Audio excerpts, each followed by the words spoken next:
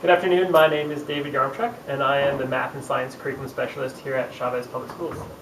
And I'm Stephen Ward, the biology teacher at the Capitol Hill campus of Chavez Schools.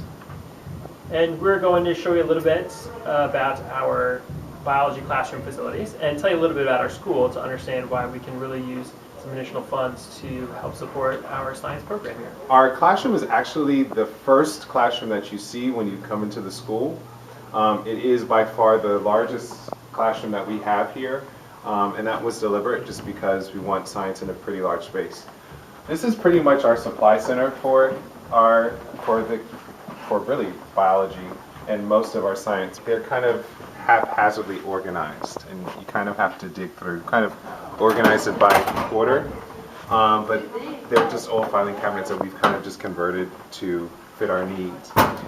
We don't have a goggle cabinet, so it's kind of a little bit of a hassle when you're taking down things to kind of plan for the safety. Our microscopes in this cabinet, which again is a kind of a converted cabinet as well that we fit to make work for us. First basic thing is our eye wash station.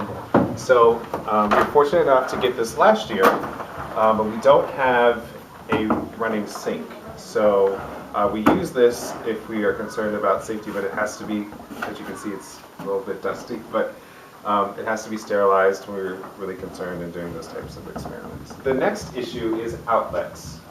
So we have one outlet over here that is kind of located behind this filing cabinet that has two plugs, but that's the only plug on this side of the room. And so for half of the room, that's the only plug that we have dedicated for this. One of the other major needs we have when it comes to upgrading electrical is there's no refrigeration in this room or anywhere near here. So any kinds of biology activities that require refrigeration or anything requiring freezing or keeping materials cold is impossible. If we wanted to do an activity like that, we would actually have to go to a separate building where there's a freezer that we might be able to use to keep things cold. So one thing we'd really like to have for this lab is to upgrade the electrical in the room so that we can facilitate having a regular size refrigerator and then actually getting a refrigerator in this room so we could do the kinds of activities that require it. So we're imagining that the sink would be right here in this area over here.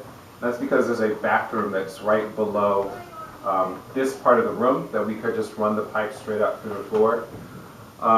The sink really would be so transformational for us just because currently if students are making a mess or they need to wash their hands, they have to go all the way across the hall to the bathroom. It just wastes instructional time that we could be using in class.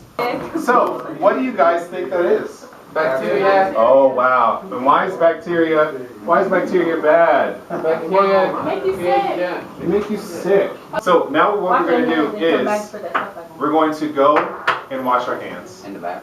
in the bathroom. I want to So we're going to take a class field trip to the bathroom. Oh, this is cool.